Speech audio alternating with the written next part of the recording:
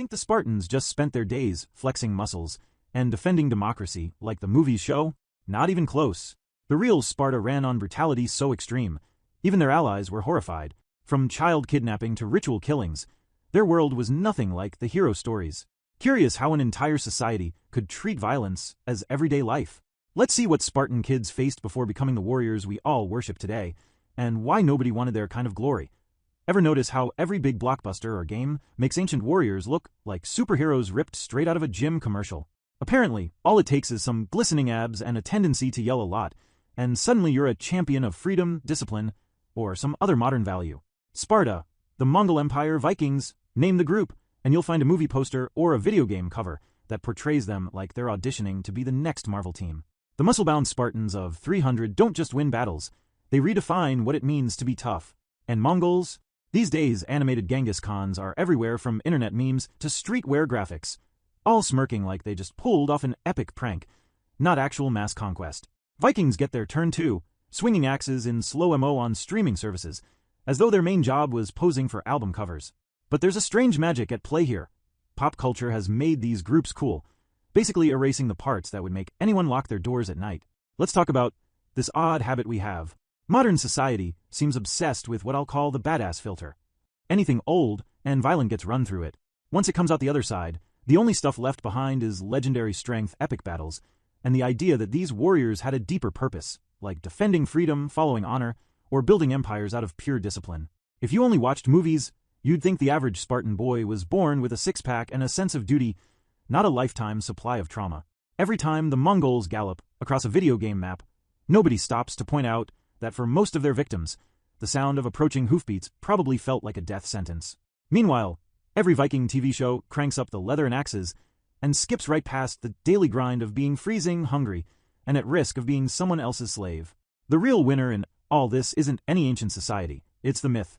When you plaster the legend all over shirts, screens, and even gym walls, yes, there's always that one guy with a Spartan discipline sticker on his water bottle.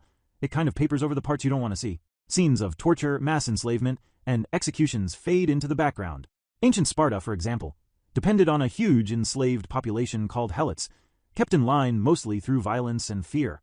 But where's that subplot in 300? If you only know those warriors from pop culture, you might think their hardest struggle was keeping a helmet on straight with all that hair gel. Genghis Khan, meanwhile, has become about as memeable as any internet-famous cat. There are jokes about his genetics, as if his real legacy wasn't entire nations wiped off the map. This selective memory isn't just lazy storytelling. It turns what should be cautionary tales into personality goals. So, why does this keep happening? There's something deep in the human brain that loves winners, especially when those winners walk around covered in scars, shouting about honor or revenge. Research shows that people are drawn to tales of physical power and unwavering discipline because we equate them with survival. Even in the documentary world, it's rare to see a story about the soft side of these civilizations. Instead, strength and unity in the face of enemies become the only things that matter. You wouldn't believe how many people get sucked into online forums or fitness groups built around warrior mindsets. And they're not pretending either. These folks actually plan their routines, diets, and even relationships around the idea of living like a Mongol horseman or a Spartan hoplite. The result? Real men and women today walk into job interviews or gym classes ready to crush like Leonidas, acting out a script written for them by a movie, not a historian. But here's the catch. Every time we remake these civilizations to fit our own ideals, something ugly gets swept under the rug. When was the last time you saw a video game level where you play as a helot, running for your life on a Spartan farm? Or a movie where the hero is the villager deciding whether to surrender to the Mongols or face total annihilation? Pop culture has so thoroughly airbrushed away the misery that modern audiences can root for the gladiators without a second thought about the bodies piling up off-screen. With every slow-motion fight and blood-spattered celebration, the actual horror gets smaller, quieter, and easier to ignore. Let me tell you about Carlos, a regular guy who got into warrior culture as a way to find discipline. He binged historical epics, joined a Spartan-themed gym, and even started quoting Genghis Khan quotes on Instagram. But nobody ever mentioned the Spartan habit of starving children to toughen them up, or the time Mongol warriors created pyramids of skulls as public messages. It wasn't until Carlos picked up an actual history book, one with pictures, that he realized feeling inspired by these societies also meant ignoring the blood and broken lives hidden behind the movie filters. Suddenly, those tough guy quotes sounded a lot more hollow. So, Why does any of this matter? What do we risk when we build heroes out of monsters and leave out their victims? For one thing, we make it easier to shrug off cruelty, past or present. We accept stories that are only half true, and then go looking for ways to make them fit our personal challenges, from diets to politics. Another downside, our sense of empathy gets weaker every time we root for empire building, while forgetting what happened to most of the conquered. And the biggest loss is a real understanding of how power truly works, who benefits, and who pays the price. In the end, what gets lost is not just the messy reality of history, but also the lessons buried inside it. Whenever greatness gets ripped out of context, all that's left is a cartoon, one that's way easier to celebrate than to question. The reality? If you shipped a modern gamer, gym bro, or business guru back in time, all their talk about living like a Spartan would crumble the second they realized just how brutal these societies were, day in and day out. Even their neighbors, people raised on violence themselves, found these civilizations scary and sometimes even disgusting. This isn't just about poking holes in Hollywood or making you feel bad for wearing that Spartan t-shirt. It's about what happens next, when you peel back the curtain and finally see the full stage with all the pain, the misery, and the hard choices that get erased for a killer soundtrack. Because if you really want to understand what made Sparta, the Mongols, or the Vikings famous, you need to see every part of the picture, not just the bits that work as gym motivation. Most of what passes as admirable in these ancient societies only made sense to the people at the very top, and even they lived in constant fear of losing everything. For most, the day-to-day reality was more nightmare than legend, and even the smallest slip landed you on the wrong end of a sword. Before we move on, keep that in mind as we start looking at what real life was like inside the toughest society of them all. Think Spartan life was just six-packs and stylish capes? Try picturing your childhood as one long, miserable boot camp. In Sparta, the real version, kids didn't grow up swapping stories by the campfire, at least, not unless that campfire doubled as an interrogation. Starting at just 7, Spartan boys were snatched from their homes and enrolled in the Agoge. If you're picturing summer camp with a little team building, forget it. The Agoge was school by way of horror movie, and the first lesson involved hunger. Boys got so little to eat that stealing became a basic survival skill. If you managed to sneak a hunk of bread, you were a tiny hero. Get caught. The punishment wasn't just a slap on the wrist. You'd get beaten. Not because you stole, but because you got caught. The Spartans had a message. Trust nobody, not even your closest friend. The only thing you could count on was pain. Let's talk about what Spartan toughness looked like in real life. Punishments came hard and fast. Mess up. Expect brutal beatings. Complain? Starve instead. The Agoge made sure that you learned to keep your head down, your mouth shut, and your fists ready. Forced starvation was the norm, not the exception. Boys fought each other for scraps, and fights were encouraged by the adults in charge. The point wasn't to make kids healthier. It was to create soldiers who could take anything, cold, hunger, violence, without ever breaking. The tiniest show of weakness could haunt you for life. In the Agoge, failure was public, and humiliation was routine. You might be forced to parade around town wearing nothing but rags, all so others could laugh at your shame. This wasn't considered cruel. It was just part of growing up Spartan. Now for the part that even most horror movies skip, the Cryptia. Once the Agoge had done its job roughing kids up, it was time for the ultimate loyalty test. The Cryptia was a secret ritual, but here's the shortcut version. Imagine being a teenager and getting handed a knife and an assignment. Go out under cover of darkness and kill slaves. The victims were the helots, the backbone labor force of Sparta, owned by the state and always under suspicion of revolt. This wasn't about sending a message. It was literally about thinning the herd. If the Spartans thought a helot was getting too strong or too confident, he became a target. Murder was not just allowed, it was expected.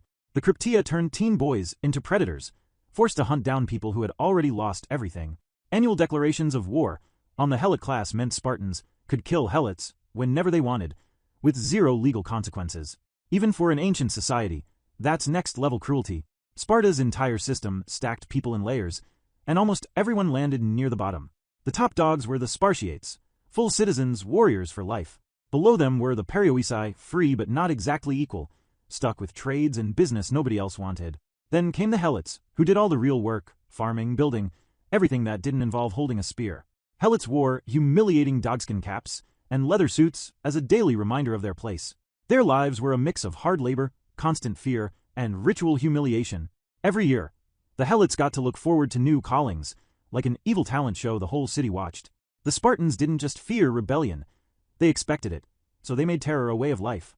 Even a rumor of a helot uprising, like what happened during the Second Messenian War, sent the entire military scrambling for almost 2 decades to slap it down. But it wasn't just outsiders who got the rough end of the deal. Violence crept into every corner of Spartan life. The children weren't precious. They were raw material to be shaped, broken, and remade into tools for the state. Young Spartans grew up thinking that pain was nothing, and that being soft, not just physically but emotionally, was the only real shame.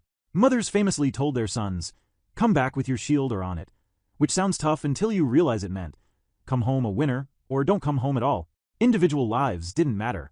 What counted was the image of Sparta. Unbeatable, unbreakable, and completely lacking in anything resembling compassion. Even ancient writers, tough guys by today's standards, were shocked by what they saw. Plutarch, a Greek historian, watched the Agoge and thought it looked less like education and more like systematic abuse. He described how discipline was kept by whipping the children till the blood came, which was supposed to be character building. Visitors from other Greek cities, already familiar with slavery and war themselves, acted stunned by how openly the Spartans practiced cruelty, not just as a tool for discipline, but as a way to define what it meant to be a real Spartan. Of course, all this brutality didn't come free. Sparta became legendary for its warriors, but nearly everything else withered away. You want philosophy or poetry? Go to Athens. Art, science, a halfway decent festival? Not in Sparta. Their whole system squeezed out art and comfort the way they squeezed weakness out of their kids, with no mercy. Obsession with battle made them scary to outsiders, but almost useless at anything that didn't involve spears and shields.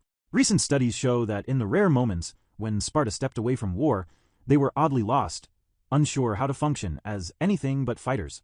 The system looked strong on the outside, but inside it teetered on the edge. There was always a risk that helots would rise up or that the next generation of warriors would falter. That's probably why the Spartans never liked to send too many soldiers away. They worried the city would melt down the second their backs were turned.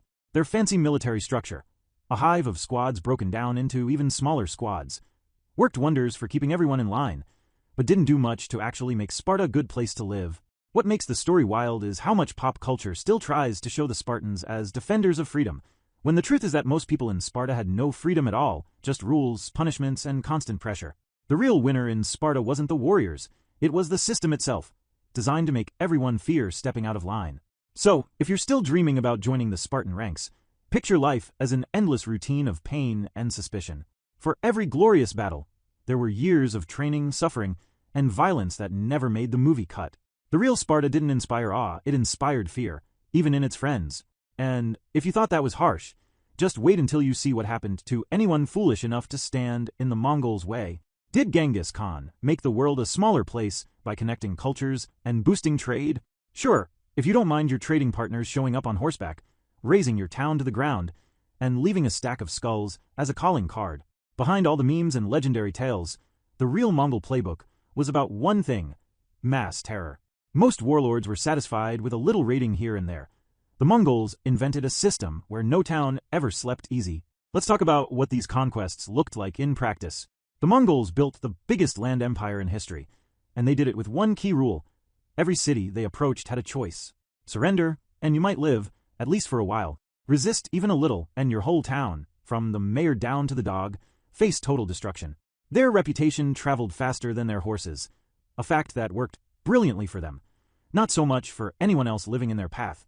For example, if a city sent out envoys to negotiate, sometimes those envoys came back alive with a long list of don'ts. Other times, they just didn't come back at all. If word spread that the last 3 towns who resisted ended up as smoking craters, city number 4 often opened the gates, hoping to avoid a massacre. And some Mongol warnings were more creative than you'd expect. They mastered psychological warfare like nobody before them. One classic move was the fake retreat. Picture this. A Mongol force rides up, taunts you a bit, and then runs away in what looks like total panic. The defenders, convinced the invaders are cowards, give chase, only to find themselves ambushed by hidden archers waiting behind the next sand dune. The whole thing was carefully rehearsed, and the goal wasn't just to win the battle, but to make sure everyone watching remembers what happens when you underestimate the Mongols. But why stop there? The Mongols took intimidation to new levels with mass killings and outright massacres. Whenever they sacked a city, one order was all it took for men, women, children, and even livestock to be wiped out. Sometimes after a siege ended, the Mongols would line up survivors as human shields in front of the next city's walls, just to make a point. No one wanted to be the next object lesson. so news of Mongol cruelty spread long before the first arrow flew. It wasn't just slaughter for the sake of it. Every single gruesome act turned into free advertising. Why fight someone who would rather turn your city into an example than spend the afternoon negotiating? Siege warfare was the Mongol version of science class. They borrowed the latest siege engines from conquered engineers and built up a toolkit that would make a modern army jealous. Catapults weren't just for throwing rocks. They also launched plague-infected corpses over city walls. The idea was to start an epidemic behind enemy lines, breaking the defenders from the inside out. Biological warfare in the 13th century wasn't as complicated as it sounds. Toss in enough sick bodies, let nature do the dirty work. Starvation also made the cut. The Mongols surrounded cities until people inside ran out of food, then waited. Hunger and disease would do what 1,000 arrows never could: thin the crowds and sap the will to fight. Mass terror, in fact, was not a side effect. It was the plan all along. After taking a city, the Mongols often ordered total massacres. Even historians admit these were not exaggerated stories. According to the research, after cities fell, the order to feed the horses was all anyone needed to start rape, murder, and plunder.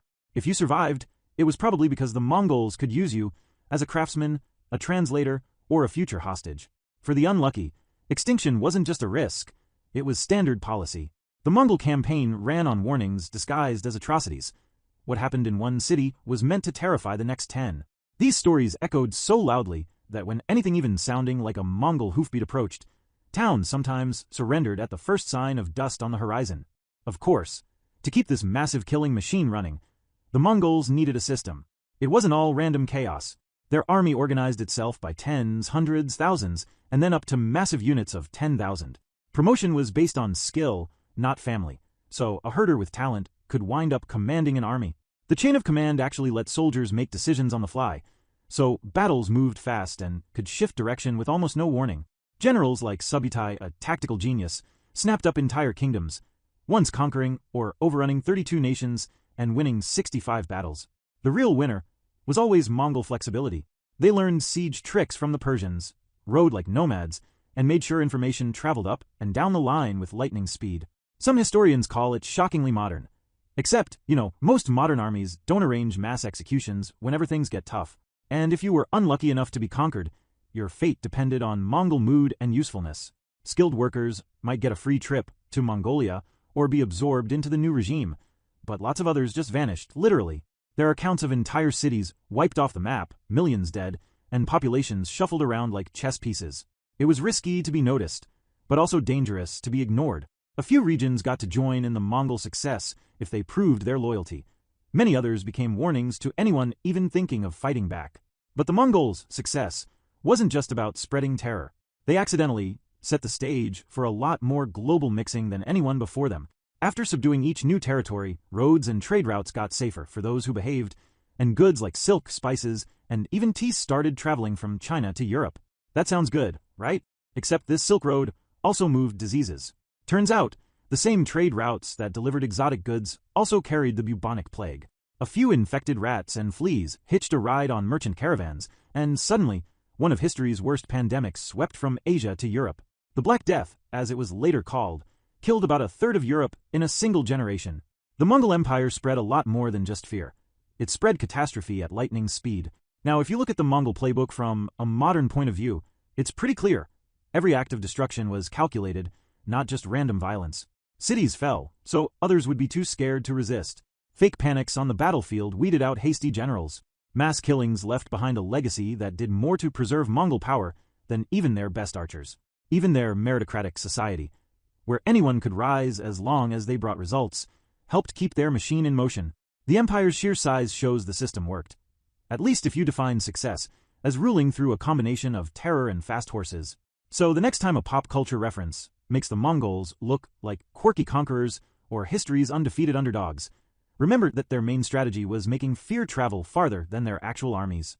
When cities surrendered before a single arrow fell, that was just proof the Mongol plan worked. If you survived, you probably told the tale, hopefully loud enough for the next town to hear. While poetry, trade, and innovation spread across their empire, the shadow of terror always came first. For the Mongols, that was the real key to their domination. Conquerors who understood that terror wasn't just an accident of war. It was the main strategy, soaked into the bones of every place they touched. not just for headlines, but for real, lasting power. And when you consider who actually got ahead in a world like that, the story gets even messy, eh? Ever look at those movie posters of Spartans or Mongol warriors and think they were living the high life? Time for a reality check. For every dramatic shot of a general in a shiny helmet, there were thousands of regular people stuck at the bottom of the social pyramid, getting the short end of every deal. Behind every glorious society, there's always a handful of winners, usually the guys with swords, land, or fancy hats, and a whole lot more losers making sure those folks stay on top. So, let's talk about how these systems actually worked. The stories focus on the heroic few, but if you zoom out just a little, what you get is a society organized like a game of King of the Hill. Not everyone gets to play. In Sparta, things were set up from birth. At the very top you had the Spartiates, the full citizens and official warriors, with almost all the power and no real work to do except train for war and look intimidating. Next came the Perioeci, who could run businesses and crafts, but never vote or really be in charge. And then, way at the bottom, you had the Helots. Their job was to farm, carry water, and get bossed around endlessly. The Helots did basically all the actual labor. Spartan life would have collapsed in a week without them. The Mongol Empire ran a different sort of pyramid, but the idea was the same. At the summit were the Khans and their relatives, surrounded by a web of trusted generals. After that came the warrior class, the soldiers of the horde, many of whom were born Mongol, but plenty of whom were absorbed from whatever city the army conquered next. Then there were the bureaucrats, officials who actually ran the empire, collected tribute, and kept the wheels spinning in far-off cities. At the bottom, conquered peoples, everyone from traders and farmers working the land to townsfolk whose only contribution was existing in the way of a Mongol army. These societies thrived on keeping most people right where they were, below the ceiling and under constant pressure.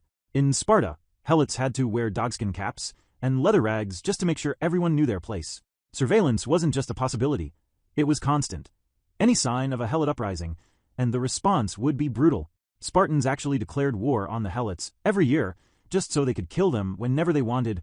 No courts needed. Ritual humiliation was a daily event.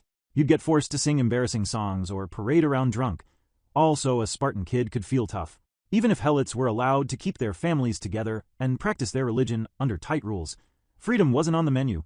There was only one way out: death, or in extremely rare cases, being set free for saving a Spartan in battle. That barely ever happened, because the whole setup depended on reminding the Helots that resistance would only get them killed. Every now and then the system cracked. During the Second Messenian War, the Helots saw a moment of weakness and rose up, turning the whole region into a war zone for years. The Spartans only managed to hang on by brutal crackdowns that made everyone even more paranoid. Imagine living every day knowing your best hope of survival depended on whether your masters woke up cranky or not. There were secret police, called the Cryptia, out at night to eliminate anyone who looked like trouble. If you seemed too strong, too clever, or too brave, you'd just disappear. It made the Helots terrified, but it also messed with the actual Spartans, who lived in constant fear of a slave uprising. For all their power, the powerful spent most of their lives looking over their shoulders. Over in Mongol territory, things weren't much safer at the top or bottom. When the Mongols conquered a city, survivors were marched off to new jobs, sometimes as soldiers or officials, other times as forced labor or human shields for the next siege. The best craftsmen got special treatment. If you could build bridges, make weapons, or do advanced math, congratulations, you got shipped to the Khan's capital. For everyone else, survival was a lottery. Resist and risk getting your name wiped off the map. Surrender, and you might still end up on the wrong side of history. Some Mongol camps promoted loyal conquered people into local leadership roles, but this was always temporary and came with a heavy price. Betray the trust, and punishment was quick and public. Take a moment to imagine actually living here. The Mongols used forced labor to rebuild or destroy cities, burned crops to starve conquered populations, and moved entire communities to new locations just to break local resistance. There were even quotas. Soldiers assigned a set number of victims during massacres. Cities like Baghdad were wiped out with horrifying efficiency. Estimates go as high as 1 million dead, and "feed the horses" became a signal for the worst kind of violence. Some cities that surrendered got to keep local customs. Sure, but that only worked as long as they could pay tribute and stay quiet. Mess up the flow of taxes, or try to plot an escape, and out came the flood of mounted archers, siege engines, and merciless reprisals. Plenty of nobles and local kings thought they were secure one day and beheaded the next. And don't think being on top was all feasts and gold coins, either. In both empires, elite status came with a constant sense of panic. Spartans knew that the only thing standing between them and total disaster was fear. their own and the Helots. Any sign of a crack, and the whole carefully balanced structure might implode. For the Mongols, high-ranking generals or local governors were always at risk of being accused of betrayal or failing a campaign. Step out of line, and someone else, usually more loyal or more effective, got your job, sometimes right after your head hit the ground. One of the most famous moments of collapse happened during a Helot uprising after a deadly earthquake. While most of Sparta lay in ruins and everyone scrambled to dig out survivors, the Helots saw a rare chance for freedom and revolted. The back-and-forth fighting lasted for years, proving just how brittle the Spartan system really was. If the slaves could coordinate, even for a moment, the entire invincible world of Sparta started to wobble. Over in Mongolia, a similar pattern played out whenever a noble failed to deliver victory. Subutai, Genghis Khan's most trusted general, watched rivals lose favor and lives in a flash, sometimes after years of loyal service. There was no safety net, just the constant fear that your next mistake could be your last. Now, ask yourself honestly, would you want to live in a world where one wrong word, one failed delivery of tribute, or even looking a soldier in the wrong way could mean death or worse? Forget the dreams of being a hero. Most people were lucky just to survive the week. For every glorious victory, there were towns wiped off the face of the earth. Families marched into exile, slaves hunted down for trying to breathe a little easier. The real payoff of these societies wasn't glory, it was misery. Unless, of course, you were lucky enough to be born in the right family, with the right set of skills, and never made a single mistake. Glory for a few meant misery, and even extinction for everyone else. These societies thrived on grinding people down, and rewarding only a handful with real power. So those fancy movie scenes with heroic last stands? More often, real life was just one long struggle to avoid ending up as history's footnote, or worse, as another warning example staked outside the city gates. And the roots of all that misery started early, sometimes before a child even knew what side of the pyramid they belonged to. Think your high school hazing was next level? Compared to what Spartan and Mongol kids went through, spinning in circles till you throw up sounds like an ice cream party. These ancient societies had one goal for their children: break them, remake them, and keep only the kids who could take every punch, kick, and nightmare without flinching. In both places, the path from childhood to adulthood started with a warning. Not everyone makes it, and nobody gets to keep their innocence. Let's start with Sparta. Imagine being 7, still losing baby teeth, and suddenly dragged away from your home for the Agoge, an education system that made military boot camp look soft. The Agoge didn't care if you missed your mom. The point was to teach discipline, resilience, and unwavering obedience to the state. Everything was about the group. No me time, no comfort, no soft spots allowed. Food was scarce on purpose. If you were hungry, too bad. The right answer was to steal more bread or cheese, and if you got away with it, well done. Get caught. You didn't just go hungry, you got beaten. Not for stealing, but for being sloppy. That turn-the-tables logic was meant to make you tough, cunning, and always questioning if anyone around you was a snitch. You had to sleep outside, go barefoot in winter, and wear rough clothes all year. Hygiene, warmth, and privacy were for quitters. There were beatings for every mistake, and sometimes for no mistake at all, just to remind you where you stood. If you complained, you just proved you needed even more toughening up. The goal: create a society where cruelty was normalized and obedience was paramount. You wouldn't find a guidance counselor anywhere, but you might run into the Cryptia. These were the secret police force of young men, trained so well they could pass for ghosts at night. Their job was to take knives and hunt down helots, murdering these state-owned slaves as a test of their loyalty and ruthlessness. These deaths weren't random chaos. They were organized to keep helots living in fear and to turn teenage Spartans into, well, something not quite human. You heard right. If you did well, you moved up. If you failed, you became a cautionary tale, and nobody shed a tear. All this was a calculated component of the Spartan system, designed to instill fear in the helot population and maintain social control. The Spartan idea of a good citizen was someone who would never blink at an order, not even if it meant hurting someone who couldn't fight back. Of course, the Agoge didn't hand out certificates when you finished. The emotional scars, those lasted a lifetime.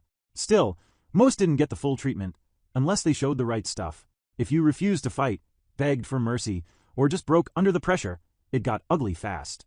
Some were shamed so publicly that their families never recovered their place in society. Others simply disappeared, kicked out, killed in training matches, or worked to death on menial tasks. Imagine being one of the kids who didn't make the cut. In a society obsessed with perfection, you were dead weight. There's a story from one group where boys who struggled in training ended up as outcasts. The community called them tremblers, and the nickname stuck long after the bruises healed. They lost citizenship, rights, and any hope of living a normal Spartan life. Sometimes the pain wasn't even physical. The psychological mess stuck around even if a kid survived the agoge by the skin of his teeth. Now, shift the map east to Mongolia. The recipes changed, but the basics stayed the same. Mongol children, especially boys, didn't have a startup phase. Life got brutal early, and training was nonstop. If you wanted to eat, you had to catch your own food. Mongol youth learned to ride as toddlers, no tricycles or push toys, just a sky, a saddle, and a horse that didn't care if you were scared. Riding for days, hunting, and learning to kill without question was the daily routine. Even hunting wasn't just about dinner. Mongol boys worked together to drive herds of animals into traps, learning to follow directions instantly and never hesitate. If you fell behind, nobody circled back. There were never enough horses or arrows, so only the best adapted. Failure wasn't private shame. Everyone saw it. Miss a target too much, fall off your horse, or hesitate during a hunt, and you marked yourself as weak. The family's reputation balanced on a razor, and there wasn't much forgiveness. This training was designed to break down empathy and instill absolute obedience to authority. If a father told a child to shoot a stranger, the right answer was never. Why? It was now. You learned very early not to shy away from killing, because if you did, you might just be the next target for someone else moving up the chain. Both societies used these rituals as a manual for survival, not by teaching kindness or curiosity, but by breaking spirits and then building them back with only the pieces considered useful. You didn't just survive the training, you survived yourself, because nearly all impulse toward empathy was stripped away. In other words, the constant exposure to brutality, the emphasis on obedience, and the suppression of empathy would have contributed to a culture where violence was normalized. The results lasted well past childhood. Today we'd call it PTSD, but back then there wasn't even a word for the nightmares, anxiety, or numbness that followed these rituals. These kids grew into adults who thought nothing of cruelty, because it was the only thing they ever knew. The ruthless selection process ensured that only the most hardened individuals survived, creating a cycle of violence that perpetuated itself. If you didn't fit, you vanished. If you fit, you kept the system running for the next group of children. The magic of this system wasn't just in its toughness, but in its cruelty. People called these societies strong, but strong for what? To fight for the state, to survive endless wars, or sometimes just to keep the people in power feeling bulletproof. The real winner wasn't each new recruit, it was the system itself, which kept the violence rolling from one generation to the next. Spartans wanted the perfect soldier. Mongols wanted the perfect rider and killer. Neither cared at all about the cost. So where does this leave you? If you imagine yourself standing in line for the next great initiation, remember the kids who never made it out alive or whole. The world called their survivors heroes, but they started as the most brutalized children you could imagine. Were these societies building strength, or just breaking people so thoroughly there was nothing left to break? The cycle continued, and the greatest warriors always began as the most damaged kids. Living proof that if you want to breed merciless fighters, you start by showing them no mercy at all. And right behind every legend was a mountain of broken lives, most of which never even got a story told about them. How does a whole society decide that cruelty is just regular business, or even something to brag about? It's not magic. It's not mind control. It's more like an uncomfortable group project that everyone's scared to leave. If you grew up in ancient Sparta, the gruesome stuff wasn't kept secret behind closed doors. Torture, murder, public beatings, these were normal, like sports practice or morning announcements. After a while, anything becomes routine if you see it enough. For Spartans, kill squads roaming the countryside at night were less scary than a surprise math quiz. That level of violence wasn't just accepted, it was heroic. People were rewarded for their strength, the way kids today get gold stars or extra video game time. Now, it seems wild to imagine cheering on a teenager sent to assassinate a slave in the dark, or patting a soldier on the back after a massacre. But public rituals made cruelty into an event, almost a festival. In Sparta, if you survived endless beatings in the agoge, or brought home a helot's head as proof of your loyalty, the neighbors admired you, even envied you. The same went for the Mongols. A general who ordered a city wiped out wasn't hiding in shame. He was celebrated, handed new horses, and promoted. The real winner was always the system. When horror becomes spectacle, everyone learns to play along, because nobody wants to stand out as the person who thinks there might be a better way. Let's talk about why the bad stuff stopped seeming bad. It starts with groupthink, the habit of following along when everyone else is nodding. When torture and murder become public rituals, and everyone is expected to cheer, not joining in feels weird. Suddenly, you're the odd one out, And being the odd one out feels risky when entire societies build their safety on conformity. Even when people hesitate, the fear of what the crowd might think, or do, keeps them silent. In the Spartan system, questioning brutality wasn't seen as moral or brave. It was dangerous. Step out of line, and you'd get corrected. At best. At worst, you'd become the target. There's also dehumanization, the psychological trick almost every brutal system uses to justify cruelty. Spartans called helots subhuman, giving themselves permission to do anything they wanted with them. In the Mongol Empire, conquering armies labeled outsiders as obstacles, not people. So burning a city or using survivors as human shields just became getting the job done. Research on modern atrocities explains that dehumanization is often cited as a key factor in genocides, but in reality, groupthink and face-to-face pressure may matter more.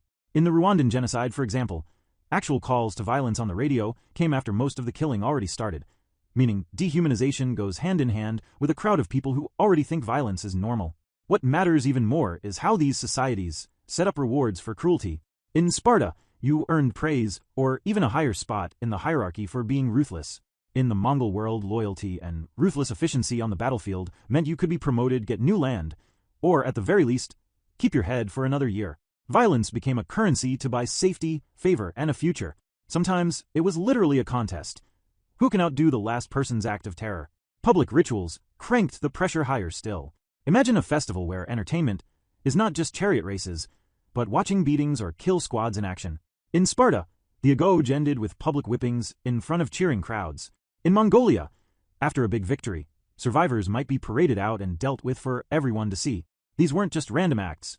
They were organized to make violence look not just normal, but exciting and necessary.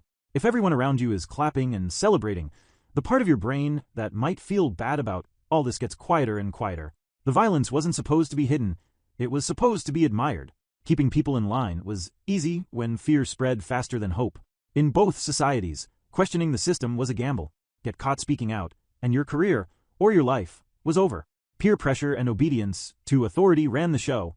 In Nazi Germany, which has been studied a lot for this sort of behavior, peer pressure and obedience led ordinary police to commit mass murder, even if they didn't personally hate the victims. Spartans and Mongols didn't need a propaganda machine running 24/7. Actual face-to-face mobilization worked better. If your captain or your neighbor, or even your family, thought you were getting soft, you were out. In a world running on suspicion, nobody wanted to risk being next. It wasn't just the bottom rungs at risk. Even the powerful lived in fear. Mongol nobles at the top could be executed with little warning if they slipped up or showed mercy when cruelty was expected. In Sparta, an elite who spoke against violent customs could lose citizenship or worse. Most ancient societies didn't have a word for PTSD, but the signs were everywhere. Sleeplessness, paranoia, breakdowns passed off as weakness instead of trauma. The normalization of violence can also be seen in the way that the effects of trauma are often dismissed or downplayed. If someone in pain broke down, society called it personal failure, not the obvious result of prolonged abuse. Now, sometimes, someone did break the mold. Maybe a young Spartan refused to participate in a kill squad. Maybe a Mongol soldier hesitated to execute prisoners. These people, the actual rebels, usually wound up as outcasts or disappeared after a while. There's nobody making inspirational movies about the guys who stood up and got crushed, but history is full of them. Their stories are hints that not everyone believed the hype, but the system had ways of erasing dissent so quick, the crowd barely noticed. You're probably thinking, that's ancient history, right? We'd never fall for that now. Modern examples prove otherwise. Recent studies show that when pressure and fear run high, ordinary people, even those who think of themselves as kind, can be pulled into terrible acts by peer pressure and groupthink. The line between normal and nightmare moves fast. It happens when cruelty is broadcast on TV and gets shrugged off as someone else's problem. It happens in bullying, hazing, and any time groups reward cruelty or punish empathy. Even the most advanced societies can fall into these traps, and the more advanced we get, the better we become at hiding the mechanics, not fixing them. So ask yourself, how different is our world? Is cruelty actually rare, or have we just gotten better at tucking it into laws, traditions, or hashtags? The definition of normal changes depending on who's writing the rules and who risks everything to break them. The Spartans and Mongols didn't invent cruelty, but they made it work for their needs, convincing whole generations that violence was not just okay, it was the only way to survive and thrive. All it took was a system set up to reward the brutal, a crowd to applaud, and just enough fear to keep the rest wondering whether standing out was really worth the gamble. Think for a second about why we still get excited about ancient warriors and their epic glory. The darker side of great civilizations isn't just a story for history books. It's proof of what happens when cruelty becomes normal and no one questions it. Next time you watch a movie about Spartan heroes or Mongol conquests, don't just cheer for the main characters. Ask yourself, who got left out, and what did they suffer for that story to exist? History's real lesson isn't pride, it's empathy, and what happens when a culture forgets the true cost hiding behind the legends.